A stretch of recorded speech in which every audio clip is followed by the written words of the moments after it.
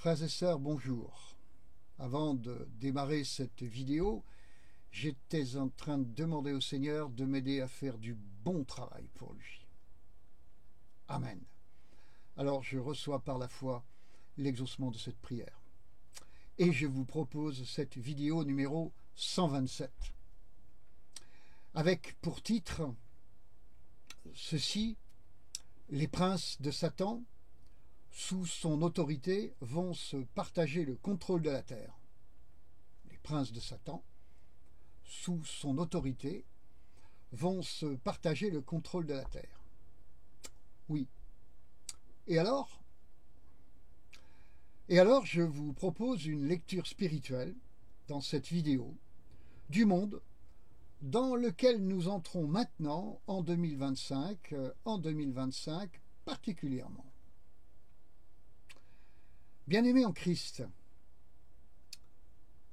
que le Seigneur vous bénisse et vous garde. Selon Nombre 6, versets 23 et 24. Amen. J'espère que vous avez bien suivi mes vidéos, numéros 125 et 126. J'espère. Où je vous décris, souvenez-vous-en, ces Juifs oints par le Seigneur pour accomplir sur la terre une moisson finale et à caractère vraiment extraordinaire. Notez, et je reviens dans ce chapitre, notez dans Jean 21, versets 8 et 11, que la fameuse barque qui y est mentionnée et utilisée pour la pêche se trouve dans ces versets incapable de transporter cette pêche miraculeuse et n'est utilisée que pour tirer le filet jusque sur la berge. C'est là, permettez-moi de vous le dire, prophétiquement, l'image de la limite de l'utilisation et du concours de l'Église, la fameuse barque, dans cette opération finale.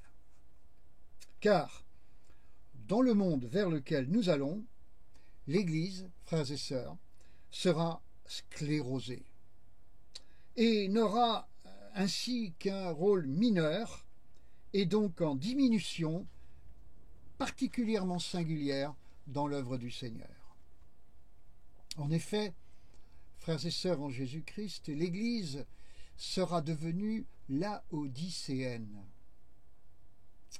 c'est-à-dire tiède, faible, sans impact, et donc n'agissant plus. Elle n'agira plus. Elle sera sans impact réel, sérieux dans le monde. On peut dire qu'elle sera juste là pour la décoration en quelque sorte. Comme en certaines dictatures du passé, au XXe siècle notamment, les églises de certains pays étaient là effectivement que pour la décoration.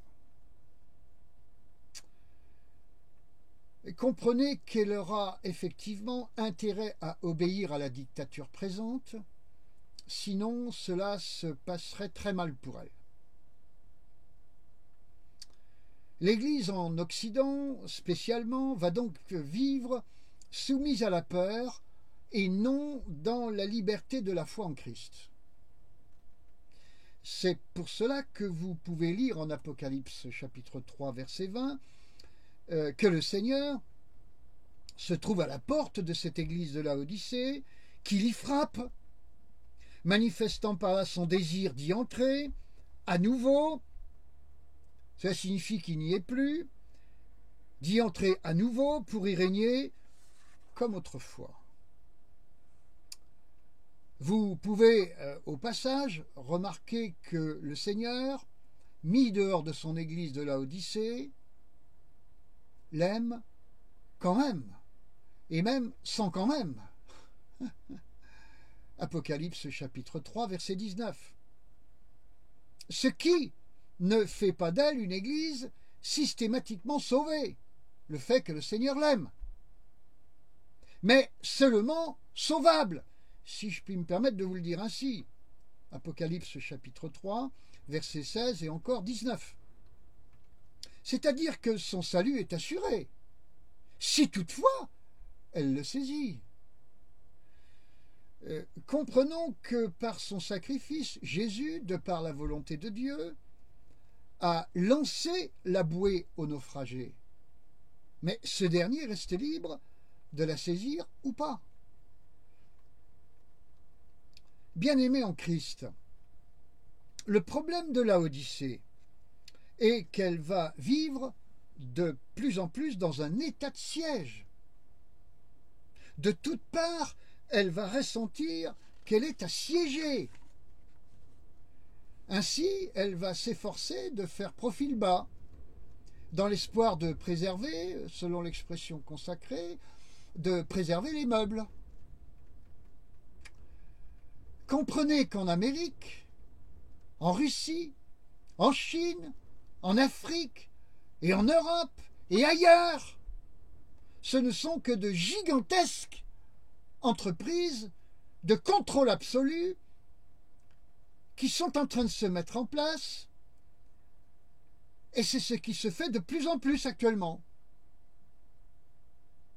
Sachez qu'en ce début 2025, les choses s'accélèrent et ne vont pas cesser de sitôt.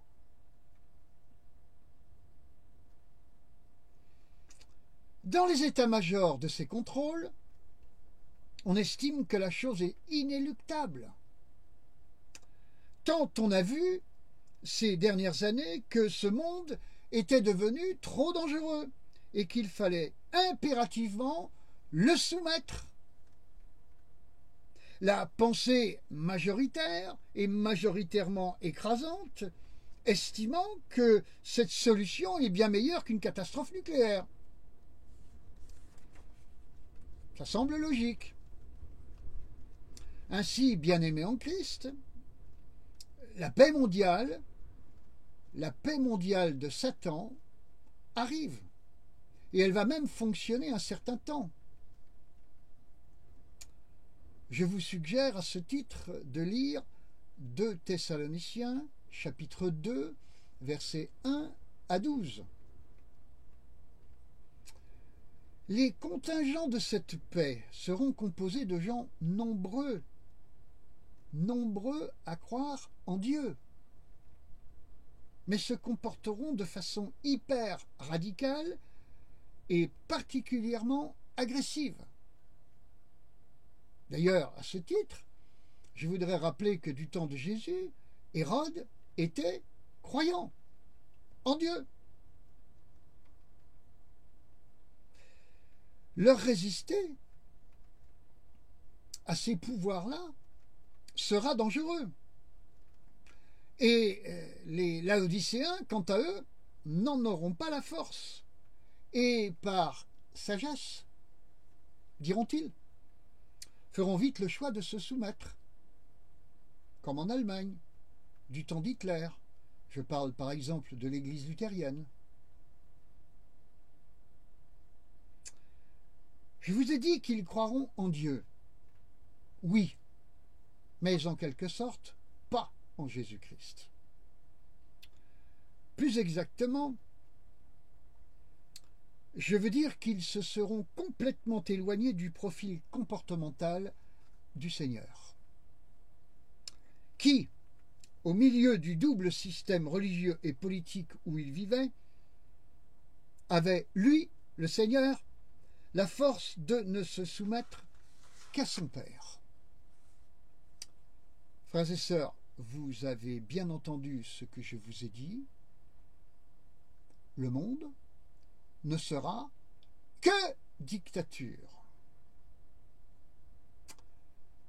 Chaque dictature sera chapeautée par un prince démoniaque, délégué par Satan lui-même. Il y aura des dictatures à coloration chrétienne, des dictatures à coloration non chrétienne, humanistes, islamiques, nationalistes, enfin, etc. Dans l'absolu d'ailleurs, laissez-vous bien convaincre que le diable n'est pas contre la diversité, si celle-ci sert ses intérêts. Mais, me diriez-vous, comment est-ce possible de soumettre ainsi sans faille des milliards d'êtres humains? Eh bien, la réponse pratique et technique se trouve dans Apocalypse 13, versets 16 et 17. Vous l'avez compris, je peux l'imaginer, il s'agit de la marque de la bête. La marque de la bête. Sans doute, dans moins de 10 ans, l'humanité y sera soumise. Il faut préciser au passage que les vaccins d'il y a quelque temps ont servi de galop d'essai, spécialement pour mesurer le degré de docilité des foules, des peuples. Maintenant, mes bien-aimés en Christ, une question se pose. Comment le disciple de Jésus-Christ, sincère et ne voulant pas se compromettre, pourra-t-il parvenir, en de telles circonstances, à rester fidèle à Jésus-Christ, justement? Eh bien, la réponse se trouve-t-elle, la réponse, frères et sœurs, la réponse, se trouve-t-elle, par exemple, dans la doctrine du dispensationalisme, c'est-à-dire l'enlèvement de l'Église, avant tout cela, avant cette grande tribulation? Je crains qu'il s'agisse, pour vous le dire, d'une piste faussement tranquillisante. Une piste faussement tranquillisante. Si cette doctrine, prêchée par certains, nombreux, était absolument vraie, il faudrait dans ce cas enlever par exemple Matthieu chapitre 24 et verset 22 de nos Bibles. Verset qui évoque que ces jours auront bien lieu, mais de façon écourtée, afin de préserver quand même, et même sans quand même, la foi des chrétiens, qui autrement péricliterait jusqu'au dernier de ceux-ci, nous dit ce verset. De surcroît, nous y pensons beaucoup et de plus en plus au retour de Jésus-Christ. Nous y pensons beaucoup et de plus en plus. Eh bien, justement, le Seigneur lui-même a dit qu'il reviendrait à l'heure où nous n'y pensons pas. Matthieu chapitre 24, verset 44. Donc, le retour de Jésus-Christ n'est pas pour demain petit déjeuner. Non. Va falloir attendre encore un petit peu. Désolé. Frères et sœurs, soyons sérieux et laissons derrière nous les circonstances, et laissons derrière nous, les doctrines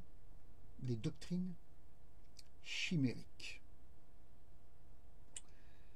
Avant de conclure cette vidéo, je vous propose, une dernière fois, cette fois-ci c'est promis, de reprendre Jean chapitre 21.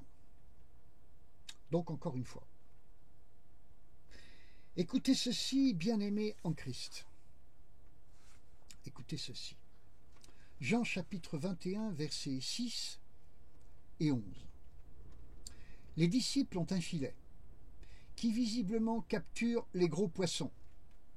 Oui, mais visiblement aussi pas les petits. En effet, pas un seul petit poisson ne fut pris dans leur filet, que des gros. Sachez que le filet de Satan, Satan qui n'est qu'un imitateur, il n'est qu'un imitateur, ne capturera pas non plus les petits poissons. Les petits poissons, c'est-à-dire les humbles du pays, les humbles de la terre. Soyez certains et grandissez dans la foi en Christ pour savoir que le filet de Satan, si efficace soit-il, ne vous capturera pas, si vous veillez à rester petit dans la main du Seigneur. Mais si vous vivez dans une certaine suffisance, celle qui vous fera dire « je me suis enrichi, je n'ai besoin de rien », comme on le voit dans Apocalypse 3, verset 17, eh bien, vous risquez dans ce cas d'être capturé par le filet de Satan. C'est là une sagesse prophétique pour les temps à venir. Une sagesse que peu possèdent dans l'Église du Seigneur. Hélas. Par ailleurs, et malgré l'efficacité du filet de Satan, celui-ci, en termes de performance, amen, va se trouver, amen, fortement concurrencé, amen, par celui des disciples de Jean chapitre 21. Je vous l'ai dit, dans les vidéos 125 et 126, les Juifs excelleront, amen, dans le maniement de leur filet, amen. Permettez-moi de le dire sur ce ton. Amen, pour la plus grande rage de Satan et de ses princes, et pour la gloire de Dieu. Alors là, ça mérite un amen. Car le Seigneur leur donnera une sagesse qui fera mouche à tous les coups. Puis, il reviendra. Amen. À ce moment-là, toute la nation d'Israël le reconnaîtra. Oh, amen. Mais avant ce temps, frères et sœurs, je vous le rappelle, de nombreux Juifs l'auront reconnu et agiront avec une puissance incroyable. Ainsi, avant le retour du Seigneur, les ténèbres régneront largement sur la terre. Toutefois, il y aura des feux, ça et là, en nombre significatif, je dirais, pour réchauffer la froideur de la nuit, jusqu'à la venue du matin. Amen. Un conseil pour le présent, à mettre en pratique sans modération. En conclusion de cette vidéo, c'est l'un de mes versets préférés dans le Nouveau Testament, celui sur lequel je travaille pour mon cas personnel beaucoup, c'est Philippiens, chapitre 2, versets 5 et suivants. À savoir en substance, ne cherchez pas à exister, surtout pas à exister quand vous êtes dans le ministère, n'est-ce pas? Laissez Christ exister en vous, son esprit, sa pensée, laissez-les exister en vous. Déclarez sans embâge que votre esprit, votre âme, votre pensée sont sous son contrôle. Frères et sœurs, faites-le souvent. Frères et sœurs, ainsi vous épouserez, je vais y arriver, le profil de Christ, et qui particulièrement et justement précisément a vaincu le monde. Frères et sœurs, pour vivre dans un climat de dictature planétaire, vous ne pouvez pas vous permettre de rester à l'étage laodicéen. Devenez philadelphique. Ainsi, vous serez de dimension méprisable et méprisé à vue humaine et par les humains. Mais le Seigneur, lui, vous fera la grâce de passer entre les mailles du filet de Satan. Amen. Juste pour terminer. Moïse, bébé, est bel et bien passé entre les mailles du filet du Pharaon. Jésus, bébé, aussi, bien que pourtant Hérode était un roi très malin.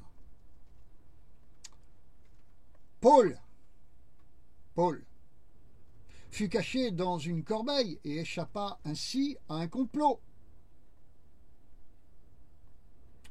Jacques, me diriez-vous, le frère de Jean, lui, Jacques, fut mis à mort, mais sans renier sa foi.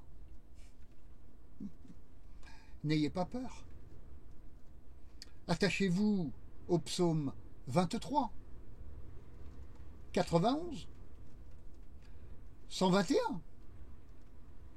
Lisez-les à haute voix, régulièrement, spécialement quand vous avez l'impression que ça chauffe. Imprégnez-vous de ces paroles de Dieu, de ses promesses.